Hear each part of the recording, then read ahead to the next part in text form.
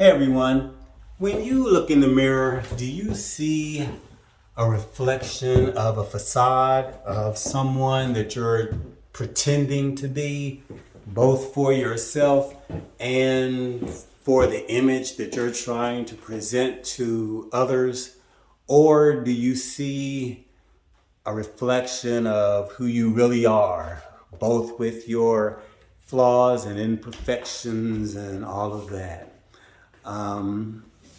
What I think most of us see is probably the version of ourselves that we are trying or pretending to be, and that we hope that people from the outside looking in are seeing.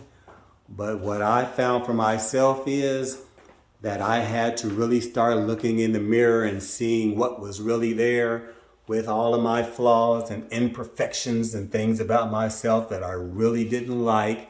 But it took a lot of self-reflecting and quiet, isolated time for me to actually come to terms with those types of things.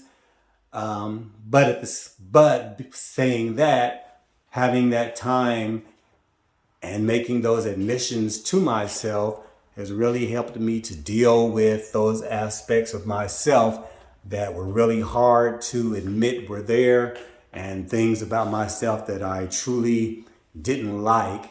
Now, don't get me wrong, I still have a long way to go, but I've also come a long way. And I really take advantage of my isolated time to really reflect on myself that way.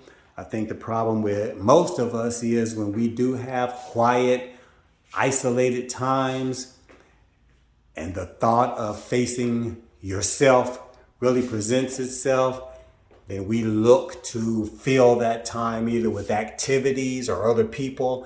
That way we have an excuse not to focus on what we could be focusing on to fix. And you really can't fix a problem until you acknowledge that there is a problem to fix. So basically, I guess what I'm saying is, if you have the time and are willing to really look at yourself and evaluate how you really are and set a goal of what you hope to become, then you can start taking those steps to reach that goal. But you have to take that first step in actually acknowledging those things that need to be changed. Anyway, that's it for now. Thanks for listening. Have a wonderful, blessed day. Talk to you again soon. Bye.